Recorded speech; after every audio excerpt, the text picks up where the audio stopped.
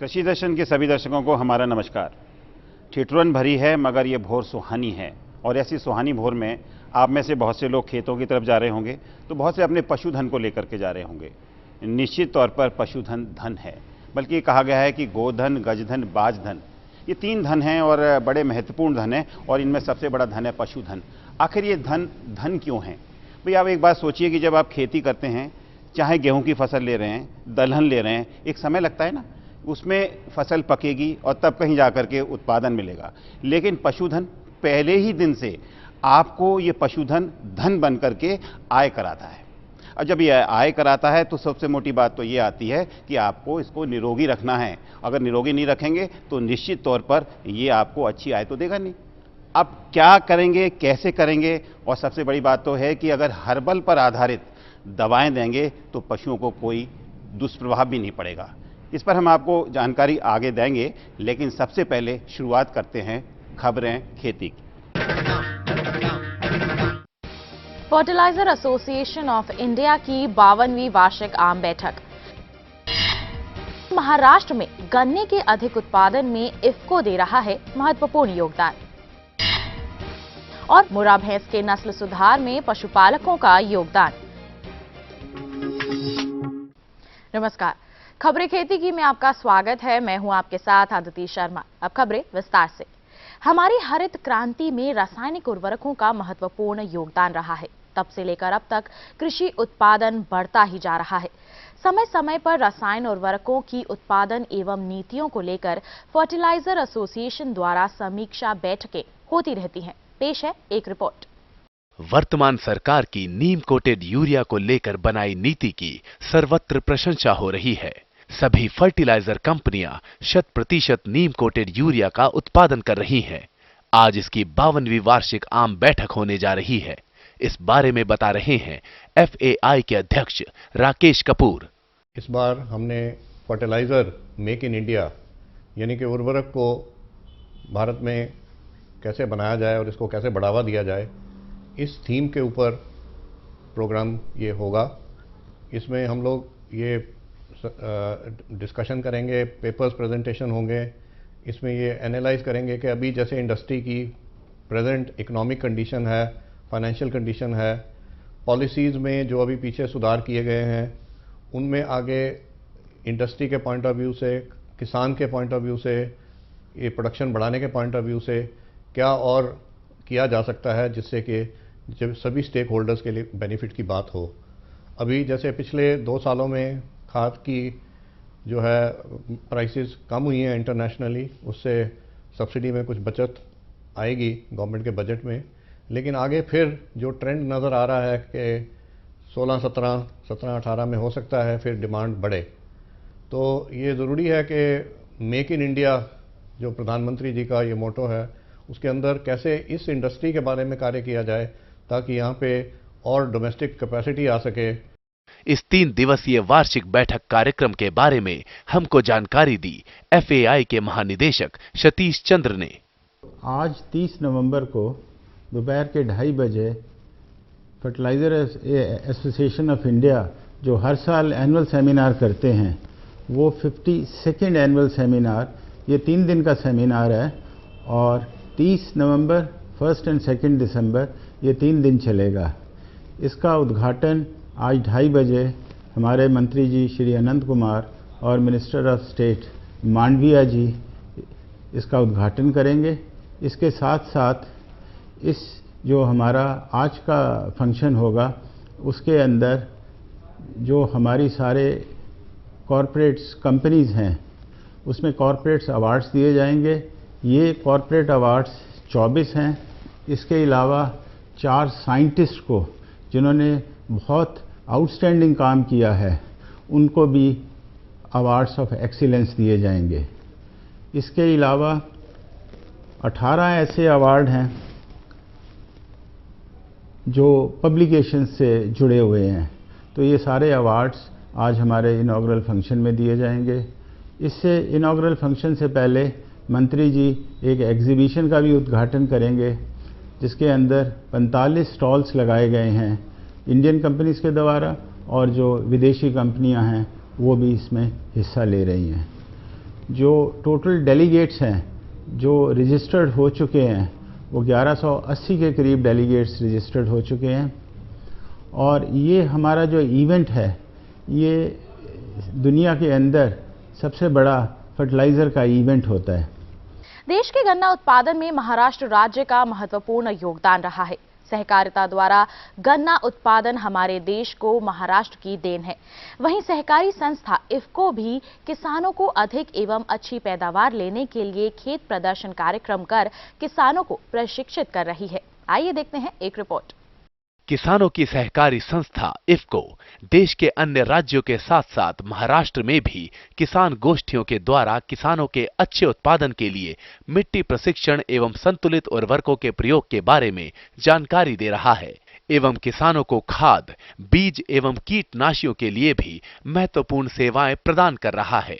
गन्ने के उत्पादन में नई तकनीकों का भी खेत प्रदर्शन कर लाभ पहुंचा रहा है। यहाँ पे आप गन्ने का खेत देख रहे हैं। ये गन्ना बहुत ही पारंपरिक पद्धति से यहाँ पे हो रहा है। इफ्को ने यहाँ बहुत से नए टेक्निक से किसानों को गन्ना कैसा उगाने का इसके बारे में बहुत से डेमोन्स्ट्रेशन, ट्रायल और प्रोग्राम लिए हैं। तो यहाँ से शुरू हमने पहले ज़मीन, किसानों की जो ज़मीन है वहाँ से माटी परीक्षण से शुरू किए। किसानों के खेत में माटी परीक्षण करके उनके खेत में क्या क्या कमियां है, नाइट्रोजन, फास्फोरस और पोटेश की क्या क्या कमियां है वो उनको दिखा के उस हिसाब से अभी हमने उनको पूरा रासायनिक खाद कैसे डालने का इसके बारे में बताया। शुरू में तो किसान जो पारंपरिक पद्धति से करता था, अभी हमने उनको पट्टा पद्धत बोल के गन्ने के जो 2 रो रहते हैं उसमें ज़्यादा अंतर रखने के लिए बोला है। और बाद में उसको जो 3 टिपरी बोलते हैं हमारे यहाँ, 3 आय बढ़ रहे थे, उससे हम उनको 1 बर्ड पे लाए हैं। इससे उनका टिलरिंग भी बहुत आता है और गन्ने का साइज़ भी बढ़ता है और गन्ने का उत्पादन भी बढ़ता है। बाद में हम यहाँ पे माटी परीक्षण के बाद यहाँ पे किसान झिंक वगैरह यूज़ नहीं करता है, जो बहुत ही इम्पोर्टेंट गन्ने के लिए रहता है। वो भी अभी हमने यहाँ पे उनको डेमोन्स्ट्रेशन दिया है और इससे भी उनका उसमें फ़र्क पड़ने वाला है। अच्छी नस्ल के लिए जरूरी है उस नस्ल के नर पशु का उचित रखरखाव एवं खान पान। आजकल हरियाणा के कई किसान मुर्रा नस्ल के नर पशु को तैयार करने में विशेष रुचि दिखा रहे हैं। आइए इसी पर आधारित एक रिपोर्ट पर नजर डाल लेते हैं। मुर्रा नस्ल शारीरिक एवं दुग्ध उत्पादन को लेकर देश में प्रथम स्थान पर बनी हुई है। इस अच्छी नस्ल को बनाए रखने में हमारे पशुपालक इस नस्ल के नर को विशेष महत्व दे रहे हैं। इस बारे में जानकारी देते हुए सिरसा जिले के पशुपालक गजानंद सहारन ने बताया, ये मुर्रा नस्ल का झोटा मैंने अपने घरे पाला हुआ है और बहुत बढ़िया प्योर नस्ल है मुर्रा की। ये 4 साल और 3 महीने इसकी उम्र हो गई है। और पिछली साल जो मुक्तसर में मेला लगा था उसमें ये 4 पोजीशन पर आया था। अब इस दफ़ा फिर मुक्तसर और हिसार भी लगेगा। तो पिछली साल हिसार ये थोड़ा सा इसकी तबीयत ख़राब हो गई थी, इसलिए हिसार हम जा नहीं सके। हाँ, इस बार ज़रूर ले जाएंगे जी। और इसके हमने वो सीमन भी बनवाने चालू कर दिए। सीमन भी आगे इसके मार्केट में है। देखभाल हम इसकी जी हरा चारा खिलाते हैं और इसको दूध 2 किलो सुबह, 2 किलो शाम को और 5 किलो दाना बंटा और 5 किलो सुबह, 5 किलो शाम। इसको 2-3 किलोमीटर सुबह, 2-3 किलोमीटर शाम को इसकी घुमाई करते हैं। खेती किसानी में मौसम की अहम भूमिका होती है। इसके लिए किसान भाइयों, आपके लिए ये जरूरी हो जाता है कि आप मौसम की पूर्व जानकारियों को जान लें व खेती से संबंधित कार्य शीघ्र कर लें। भारत मौसम विज्ञान विभाग के अनुसार तमिलनाडु में कुछ स्थानों पर तथा अधो हिमालय, पश्चिम बंगाल और सिक्किम, अरुणाचल प्रदेश, असम और मेघालय, केरल का दक्षिणी भाग तथा अंडमान और निकोबार द्वीप समूह में कुछ स्थानों पर वर्षा की संभावना है। खेती की खबरों में आज बस इतना ही। और अधिक रोचक और ज्ञानवर्धक जानकारियों के लिए आप देखते रहिए कृषि दर्शन। नमस्कार। ये लो और बताओ। बस। अरे ये क्या भैया जी, बस इतनी सी रासायनिक खाद। किसानी छोड़ रहे हो क्या? किसानी नहीं, नादानी छोड़ रहे हैं। मिट्टी की जांच कराई है। अब तो लालाजी जितनी जरूरत है उतने ही उर्वरक खेत में डालेंगे। हाँ, किसान भाई आज ही अपने जिले की नजदीकी भूमि परीक्षण प्रयोगशाला में मिट्टी की जांच जरूर करवाएं और मिट्टी में पोषक तत्व, नमी व पौधे के विकास को देखते हुए केवल जरूरत के अनुसार ही पोषक तत्व डालें। और हाँ, मिट्टी में गंधक, जस्ता, बोरोन जैसे सूक्ष्म पोषक तत्वों का पता लगाना भी न भूलें।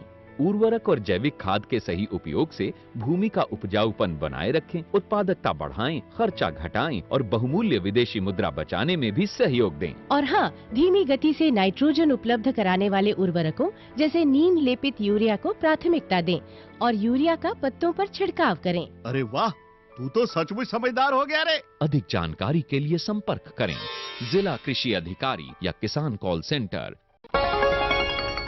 पशु निश्चित तौर पर एक तरीके से धन, जैसा हमने शुरू में बताया, पशुधन है, लेकिन बहुत सी कंपनियां ऐसी हैं जो इसकी दवाओं के लिए पूरी तरीके से समर्पित होकर के लगी हुई हैं।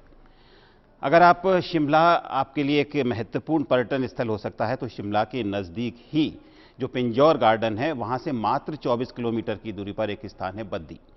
इस बद्दी में आयुर्वेद की एक फैक्ट्री है जहां पर पशुओं के लिए दवाएं बनाई जाती हैं, और ये दवाएं कितनी महत्वपूर्ण हैं और पूरी तरीके से हर्बल पर आधारित हैं, यानी कि जो कुछ भी जड़ी बूटियां हैं उनसे ये तैयार की जाती है। आखिर किस तरीके से ये संस्था पशुओं के लिए समर्पित होकर के दवाएं तैयार कर रही है, आइए देखते हैं इसकी एक झलक।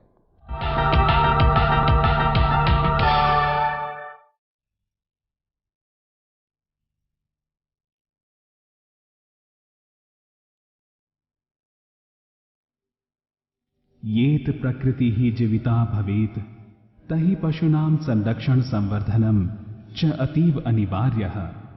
अन्यथा यदि प्रकृति मानवस्य नशो भवेताय, अर्थात यदि प्रकृति को जीवित रखना है तो पशुओं का संरक्षण व संवर्धन अनिवार्य है, अन्यथा न प्रकृति रहेगी और न ही मानव।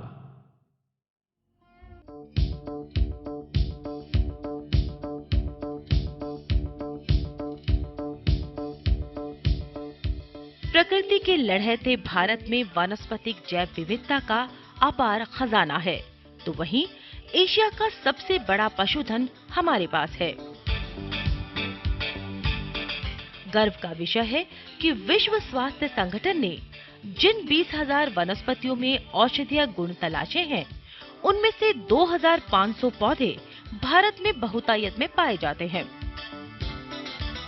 रोचक मुद्दा यह भी है कि देश में करीब 7,000 आयुर्वेदिक औषधि निर्माणशालाएं हैं।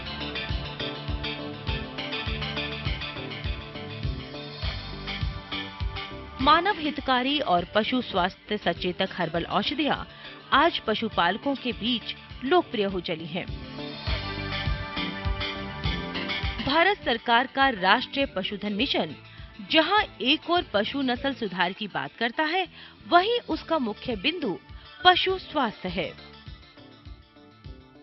हर्बल आधारित पशु हितकारी दवाओं के निर्माण में जहां एक और भारत सरकार सजगता दिखाए हुए है, तो वहीं कुछ शोध संस्थान भी इस दिशा में पूर्णतः समर्पित हैं। हमारे देश में पशुपालन ग्रामीण अंचल का और हर ग्रामीण परिवार का एक अभिन्न अंग रहा है। बहुत पुराने समय से ही हर घर में पशु के स्वास्थ्य की रक्षा के लिए जड़ी बूटियों का और जो आम रूप से इस्तेमाल होने वाले मसालों का प्रयोग होता आया है। पिछले 20-25 सालों में भारत सरकार ने इन जड़ी बूटियों पे आधारित औषधियों के ऊपर विशेष रूप से ध्यान दिया है और एक स्वास्थ्य प्रणाली विकसित करने की ओर एक योजना बनाई है कि किस तरीके से आयुर्वेदिक दवाइयों का वैज्ञानिक रूप से परीक्षण करके और निर्माण करके किस प्रकार से गांव-गांव में ऐसी औषधियों को उपलब्ध कराया जा सकता है। इसी योजना को ध्यान में रखते हुए हमारे संस्थान ने उन जो रोजमर्रा की ऐसी बीमारियां जिससे हमारे किसानों को आर्थिक नुकसान होता है, उनकी ओर हमारे संस्थान ने ध्यान दिया और पशु स्वास्थ्य की रक्षा के लिए, पशु स्वास्थ्य को और बढ़ावा देने के लिए कुछ उत्पादों का निर्माण किया, जिससे कि जो आम समस्याएं हैं, चाहे वो चर्म रोग हो, चाहे वो प्रजनन संबंधी हो, चाहे थनैला ऐसी जो है भीषण बीमारी हो, या उसके जो है रोग प्रतिरोधक क्षमता बढ़ाने के लिए हमारे संस्थान ने अनुसंधान किया, रिसर्च की। उस रिसर्च को वेटनरी कॉलेजेस में वैलिडेट कराया और उसके बाद ये जो एक आधुनिक निर्माणशाला का यहाँ पे जो है स्थापन किया, जो कि विश्व के जो मानक हैं, जिसमें कि ISO सर्टिफिकेशन है, जिसमें यूरोपियन GMP का सर्टिफिकेशन है, और उसका एक यहाँ पे ये जो मैन्युफैक्चरिंग यूनिट है ये निर्माण करती है, और यहाँ के द्वारा उत्पादित जो उत्पाद हैं ये विश्व के करीब 23 देशों में जाते हैं। भारत सरकार ने एक नई योजना बनाई है जिसके अंतर्गत make in India and pride of India, तो प्राइड ऑफ इंडिया में हर भारतवासी के लिए ये गर्व की बात है कि ये हमारी धरोहर जो आयुर्वेद पे आधारित है, जो ज्ञान विज्ञान और तकनीकी के स्तंभ पे खड़ी हुई है, और आज ये 30 से ज़्यादा देशों में निर्यात की जाती है, और पशुपालकों को देश में ही नहीं विदेशों में भी इन उत्पादों से अत्यधिक लाभ हुआ है। स्वास्थ्य पशु का बढ़ा है, लेकिन धन आर्जन, पैसा मुनाफा उनका बढ़ा हुआ है। ये जो मैन्युफैक्चरिंग यूनिट है ये दिन रात इस ओर प्रयासरत है। इसमें सबसे बड़ा जो आधार स्तंभ है कि जड़ी बूटियां तो हमारे नेचुरल उसमें उगती हैं, लेकिन उनका भंडारण कैसे किया जाए, उनका निषेचन कैसे किया जाए, उनको प्रोसेसिंग कैसे की जाए, तो वहाँ पे भारत सरकार ने विशेष रूप से अब योजना बनाई है कि गुणवत्ता के आधार पे आयुर्वेदिक दवाइयाँ कैसे बने, न केवल मानव के लिए बल्कि पशुओं के लिए भी, और हमारा संस्थान उसी ओर प्रयासरत है। हिमाचल की वादियों में बसी छोटी सी जगह बद्दी हर्बल औषधियों की दिशा में बड़ा काम कर रही है। पूरी तरह पशुधन स्वास्थ्य को समर्पित यह हर्बल औषधि निर्माणशाला अपनी स्थापना से आज तक देश विदेश की पशु संपदा को हृष्ट पुष्ट बनाए हुए है। प्रोडक्ट का क्वालिटी मेंटेन करने के लिए जो सिस्टम्स एंड प्रोसीजर्स बना हुआ है कि रॉ मेटल का, पैकिंग मेटल का, और जो पानी यूज़ करते हैं उसका पानी का क्वालिटी का, और फाइनल प्रोडक्ट का, और हर स्टेप का मैन्युफैक्चरिंग ऑपरेशंस के बाद हर स्टेप का क्वालिटी कंट्रोल चेकिंग किया जाता है, ताकि फाइनल प्रोडक्ट अच्छा क्वालिटी का बने और फार्मर को ज़्यादा से ज़्यादा फ़ायदा हो। इन उत्पादों की एफिकेसी और सेफ्टी पशुओं में ही की जाती है, जो कि भारत में जितने भी पशु महाविद्यालय हैं वहाँ के वैज्ञानिक इन उत्पादों को पशुओं के ऊपर उपयोग करके यह सिद्ध करते हैं कि ये प्रोडक्ट एफिकेशियस भी हैं और पशुओं के लिए सेफ भी हैं। जितने भी जड़ी बूटियों से निर्मित प्रोडक्ट हैं, चाहे पशुधन जिनमें कि गाय, भैंस, बकरी, भेड़, मुर्गी और घोड़े आते हैं, इनके स्वास्थ्य सूचकांक को बढ़ाते हैं। केंद्र सरकार द्वारा लंबे समय से औषधीय पौधों को विकसित करने की दिशा में ठोस कदम उठाए जा रहे हैं, जो आज भी जारी हैं। जहां एक और इनसे जुड़े शोध संस्थान हैं, तो वहीं इनकी जीन सुरक्षित रखने के लिए विशाल जीन बैंक भी भारत का गौरव औषधीय यानी हर्बल आज आधुनिक सुविधा लिए पशुधन औषधि निर्माण में भी अपनी ख्याति अर्जित कर रहा है। जहाँ तक बात रही गुणवत्ता की, ये भारत के ही नहीं बल्कि विश्व के कई सारे रिसर्च इंस्टीट्यूट्स में इनके ऊपर जांच होती है, इनके ऊपर साइंटिफिक पेपर्स लिखे जाते हैं, और इससे फ़ायदा ये होता है कि ना सिर्फ हमारी अपनी टीम को, लेकिन जो इसे इस्तेमाल करने वाले लोग हैं उनको भी इसकी गुणवत्ता के ऊपर विश्वास उनका बढ़ जाता है। और अगर इसकी एक बात हम और देखें कि अगर आयुर्वेद के ये जो प्रोडक्ट्स हैं इनकी खासियत क्या है, वो ये है कि ये इस्तेमाल करने में बहुत सुविधाजनक है, ये बहुत महंगे नहीं हैं और जितना भी पैसा इसके ऊपर खर्च किया जाता है उससे अधिक पशुपालक को, किसानों को इससे लाभ मिलता है। अगर हम बात करें कि ये गुणवत्ता की कहानी कहाँ से शुरू होती है, तो गुणवत्ता की कहानी शुरू होती है कि आपके पास सही तरह के जड़ी बूटियाँ हैं या नहीं। जब तक आपके पास सही तरह की जड़ी बूटियाँ नहीं होंगी तब तक आप अच्छे आयुर्वेदिक उत्पाद नहीं पैदा कर सकते हैं। तो इसके लिए हम लोग विशेषतर ध्यान देते हैं कि जहाँ से भी हमारे पास जड़ी बूटियाँ आएँ उनकी गुणवत्ता अच्छी हो, उनकी क्वालिटी अच्छी हो और यहीं पे जहाँ भी हम खड़े हैं वहाँ पे इनकी गुणवत्ता की जांच होती है।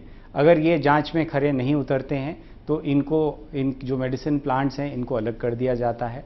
ऐसे ही हमें पता चला था कि अगर हम कल्टीवेशन खुद अपने तरीके से करें तो हमें अच्छे गुणवत्ता वाले पौधे मिल सकते हैं, औषधि मिल सकती हैं। तो हम लोगों ने हाल फिलहाल में ही कालमेघ, तुलसी, अश्वगंधा ऐसी कुछ औषधियों की पौधों के ऊपर हम लोगों ने काम किया है और उससे हमें लगता है कि हमारी जो गुणवत्ता उक्त औषधियाँ हैं उनकी गुणवत्ता और अधिक बढ़ेगी। और दूसरा स्तंभ इसका है, एक तो गुणवत्ता का स्तंभ हुआ, दूसरा स्तंभ इसका है R&D का। R&D इसके पीछे बहुत ही सही मायने में देखें तो इसका एक बैकबोन है। बैकबोन का अर्थ ये हुआ कि जितनी भी औषधियाँ यहाँ बनती हैं उसके ऊपर उसकी साइंटिफिक ट्रायल होना, उसका वैलिडेशन होना और उसके बाद ही ये पशुपालकों तक या पशु चिकित्सकों तक पहुँचता है। और ये निरंतर हमारी कोशिश रहती है आयुर्वेद में कि जो भी औषधियाँ आएँ उनके ऊपर निरंतर काम होता रहे।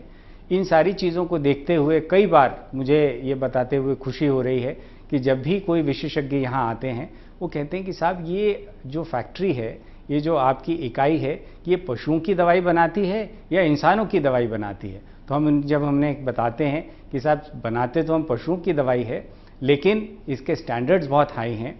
क्योंकि स्टैंडर्ड्स हाई रखना इसलिए ज़रूरी होता है कि अगर पशुओं को तो ये नहीं पता है कि कौन दवा बना रहा है, अगर दवा अच्छी होगी तो पशुओं में काम करेगी और पशुओं में अगर वो काम करेगी तो निश्चित ही पशु अच्छा दूध देंगे, अच्छा अंडा देंगे और ये सारी अगर चीज़ें होंगी तो हमें पूरा विश्वास है कि जो फूड सिक्योरिटी मिशन है हमारी सरकार का, उसमें कहीं ना कहीं हमारा ये योगदान कहीं ना कहीं जुड़ेगा। दो राय नहीं कि पशु को अगर पशुधन बनाना है तो उसको बेहतर स्वास्थ्य देना होगा। निरोगी बनाना है तो हर्बल दवाएं देनी होंगी जिनका कोई गलत प्रभाव ना हो। मत भूलिए कि प्रकृति की संपदा हमारी सांझी विरासत है। यह भारत का गौरव है, देश की शान है और झरोखा है हमारी प्राचीन संस्कृति का।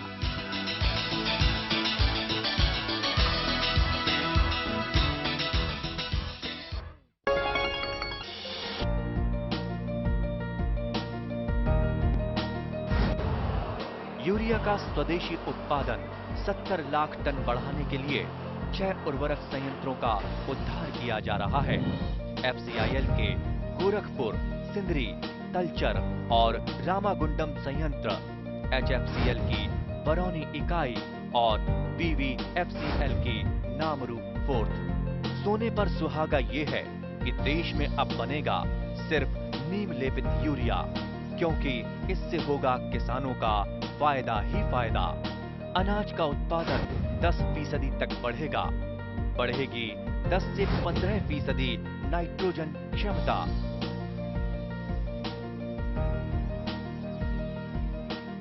मेरे साथ बोलो ए बी। अरे नादान, बच्चे को एबीसी सिखा रहा है। अरे काम धंधे की एबीसी तू कब सीखेगा? ये देख विज्ञापन। तेरे जैसे कृषि विज्ञान सीखे हुए युवाओं के लिए भारत सरकार के कृषि मंत्रालय ने एक योजना बनाई है, ACABC। ACABC? जी हाँ, ACABC यानी एग्री क्लिनिक्स और एग्री बिजनेस सेंटर। इसके तहत कृषि विज्ञान पढ़े युवाओं का चयन होने पर उन्हें मुफ्त ट्रेनिंग दी जाती है और हाँ, अपना कारोबार चलाने के लिए बैंक से लोन भी मिलता है। इसके साथ ही अगर युवा अपने इलाके के किसानों की खुशहाली के लिए उन्हें खेती बाड़ी व अपने कारोबार से जुड़ी लाभदायक जानकारी देते रहेंगे तो उन्हें लोन पर 36 से 44% तक की सब्सिडी भी मिलेगी। तब तो मैं जरूर सीखूंगा काम धंधे की ABC।